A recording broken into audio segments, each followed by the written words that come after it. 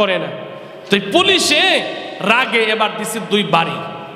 যখন বাড়ি দিছে তো বাড়ি খায়া এবার এই বলকের বাদশা ইব্রাহিম ইবনে আদহাম দোয়া করে, আল্লাহ যেই ভাই আমারে বাড়ি দিছে তার জিন্দেগীর গুনাহগুলি তুমি মাফ করে দাও। যে ভাই আমারে বাড়ি দিছে তার আপনজনকে সুখ শান্তি দাও। আল্লাহ যে ভাই আমারে বাড়ি দিছে তার হালাল রিজিকের মধ্যে বরকত দাও।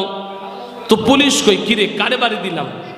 হ্যাঁ বাড়ি খায়া উল্টা আমার লাগে অভিশাপ দিব, অভিশাপ না দিয়া খালি দোয়া করে, আল্লাহ যে বাড়ি দিছে তার জিন্দেগীর গুনাহগুলি তুমি মাফ করে দাও। এই যে দোয়া করতেছে আবার পুলিশ কই কারে বাড়ি দিলাম?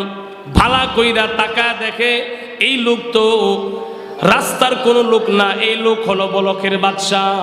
বলকের বাদশা হইয়া এই যে এখন পুলিশের জন্য রাজ্যের একটা কর্মচারী পুলিশ তার জন্য দোয়া করতেছে, বাড়ি খায়াও দোয়া করে, বাড়ি খায়া দোয়া করে।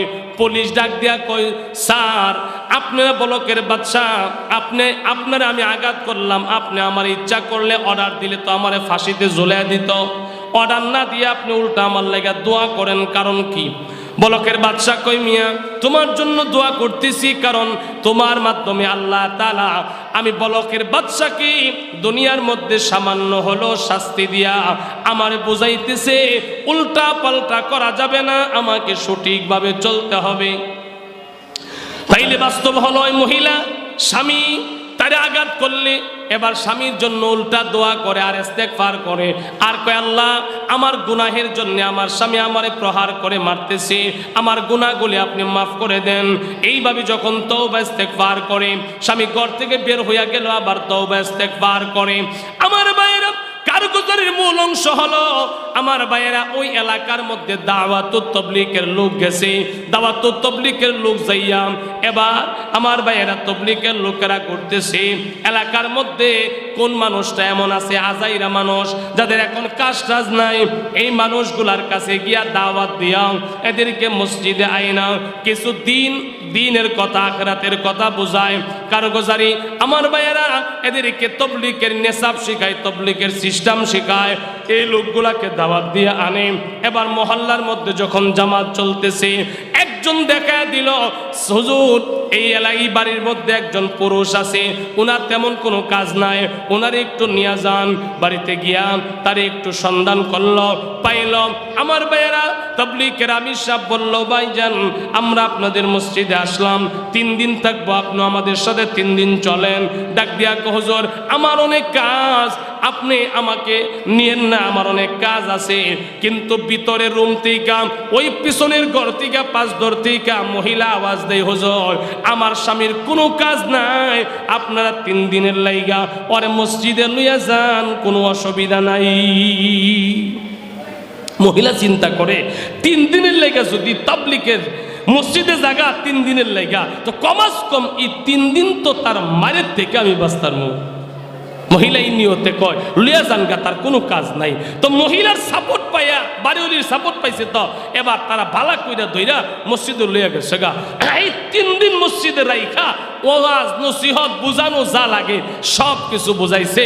তো বুঝানোর পরে মনটা একটু নরম হইছে, মনটা একটু নরম হইছে।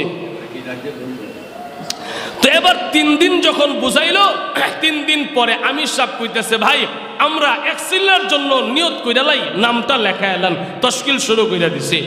তো এক চিল্লার লাগার নাম লিখতেছে, এই লোকের নাম আসছে, এই লোকের নাম আসার পরে তার নামও লেখা ফেলছে। আমির সাহেব অন্য সাথীদেরকে নিয়ে এই লোকের একটু বুঝায়া টুজায়া আমার ভাইয়ারা এক চিল্লার লাগা লইয়া গেছে গা। খেয়াল করেন অল্প সময় কথা, এক চিল্লার লেগে যখন লইয়া গেছে গা, এক চিল্লার লেগে নিয়ে এবার প্রথম দিকদার সাথীদেরকে বলছে, এই লোকটা নতুন আসছে, বোঝে না তেমন তাবলীগের কাজ, তোমরা তারে কাজ টাজ দিও না, তোমরা তারে একরাম কইরো। একরামুল মুসলিমিন এটা তাবলীগের একটা উসুল আছে। এখন দেখা যায় উজু করতে গেলে অন্য সাথীরা তার উজুর পানিটা ভরায়া দেয়, আমার ভাইয়েরা জুতাটা আওলা জলা কইরা ফালায়া গেলে অন্য সাথীরা জুতাটা বাস কইরা সুন্দর কইরা রাইখা দেয়। আমার ভাইয়েরা নামাজের মধ্যে দাঁড়াইলে অন্য সাথীরা যাই নামাজ বিছাইয়া এরে নিয়ে যাই নামাজে দাঁড় করায়া দেয়। একসাথে যখন 4 জন 5 জন এক প্লেটে এক সসপ্যানে খাইতে বসলে অন্য সাথীরা ভালো ভালো খাবারগুলা তার সামনে নিয়ে দেয়। এইভাবে যখন মেহমানদারি চলতেছে আমার ভাইয়েরা বান্দার মন দিল এই দিকটা নরম হইতেছে। আমার ভাইয়েরা 4 দিন 5 দিন 6 দিন যখন চইলা গেল, একদিন এই লোক আমির সাহেবের কাছে গিয়া কই, হুজুর আমাদের সাথীরা সব সময় দেখি প্রত্যেক দিন 3 জন 4 জন সাথীকে খাদেম বানায়া দেন, ওরা খেদমতের সাথে ওরা খেদমত করে। হুজুর আগামী কালকের জন্য আপনি যদি আমাকে অনুমতি দেন, আমি আমার বাকি সাথীদের খেদমত করতে চাই। হুজুর বলেন, বাবা যদি ইচ্ছা করে তোমার খেদমত করতে মন চায় অসুবিধা নাই, খেদমতের সাথীদের সাথে খেদমত কইরা। এবার এই সাথী আমার ভাইয়েরা পরের দিন খেদমত করতে গেছে, রান্না বান্নার কাজ তার উপরে পড়ছে। তরকারি যখন রানছে, রান্নার মধ্যে গিয়া আমার ভাইয়েরা লবণ এত পরিমাণ বেশি দিছে, লবণ দেওয়ার কারণে তরকারি এবার লবণাক্ত হয়ে গেছে।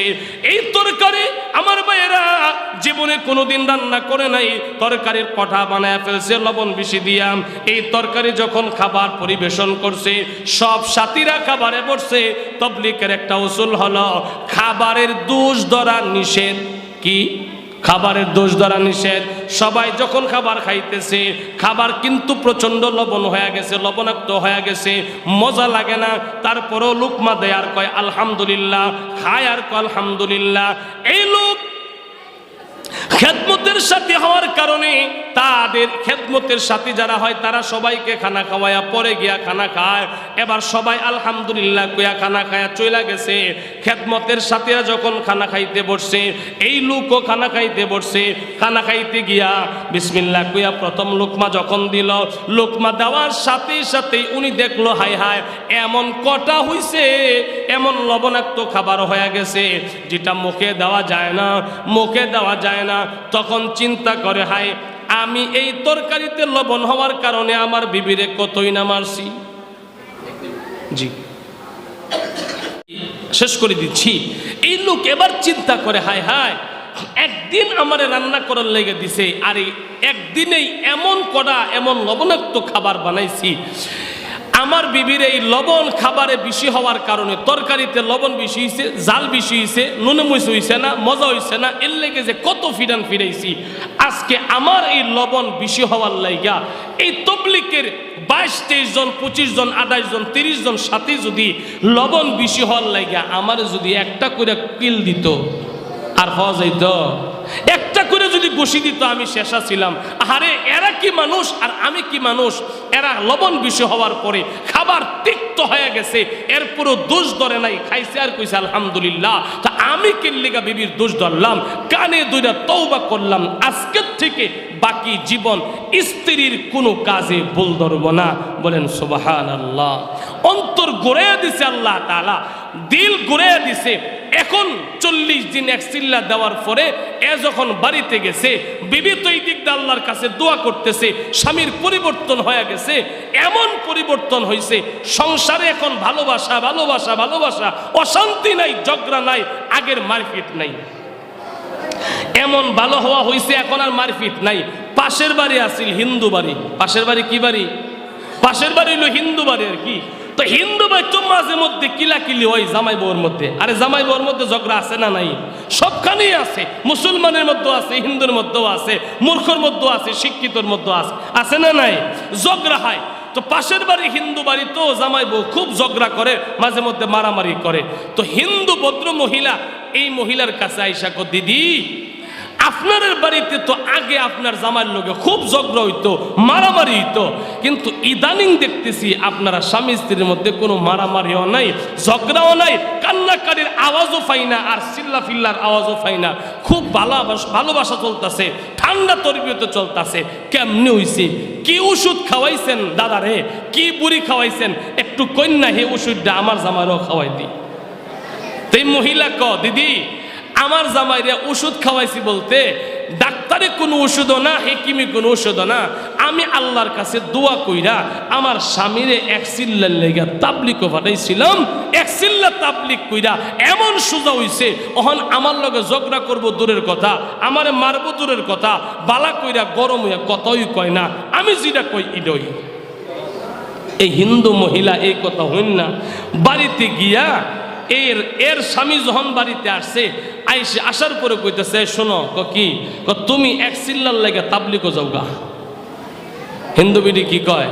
এক ছেলের লেগে তাবলিগ যাওগা হিন্দু বেড়াই কয় খারাস কি কসিতা তাবলিগ তো মুসলমানের লেগা হিন্দুর লেগে কে তাবলিগ আমরা হিন্দু মানুষ আমরা কে তাবলিগও যাবো মুসলমানের তাবলিগও যাই তো মহিলা ডাক দিয়া কয় শোনো আমরা হিন্দু হওয়ার কারণে যদি তাবলিগও না যাই তারি মুসলমান যদি তাবলিগও যাওন লাগে তো তোমারে আল্লাহর দোহাই দিয়া কই মুসলমান ওই তুমি তাবলিগও যাও তারপরে এই মারামারি আর ভাল লাগে না অশান্তি ভাল লাগে না তাবলিগও যাও মুসলমান ওই যাও এরপরও মারামারি বন্ধ করো বলে এক কথাই এই স্ত্রীর আল্লাহর কাছে তওবার মাধ্যমে আল্লাহ এদেরকে তো শান্তি দিছেই পার্শ্ববর্তী বাড়ি হিন্দু বাড়ি স্বামী স্ত্রী উভয়ে কালিমা পড়া মুসলমান হইয়া দাওয়াত ও তাবলীগের কর্মী হয়ে গেছে বলেন সুবহানাল্লাহ।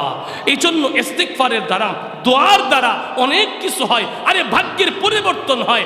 হেদায়েত পাইতো না আল্লাহ হেদায়েত দিয়া দেয়, গুমরাহরে হেদায়েত দিয়া দেয়। আল্লাহর কাছে ইস্তিগফার তওবার মাধ্যমে দোয়ার মাধ্যমে ডাকাত ভালো হয়ে যায়, আল্লাহর ওলি হয়ে যায়, সুদখোর আল্লাহর ওলি হয়ে যায়, আমার ভাইয়েরা খারাপ জিনাখোর আল্লাহর ওলি হয়ে যায়। এই জন্য মূল কথা হলো এটা, আমরা সর্বোপরি সব সময় আল্লাহর কাছে ইস্তিগফার করব, তওবা করব, দোয়া করব। আল্লাহ আমাদের জীবনের সমস্ত গুনাহ মাফ করে, আল্লাহ যেন আমাদেরকেও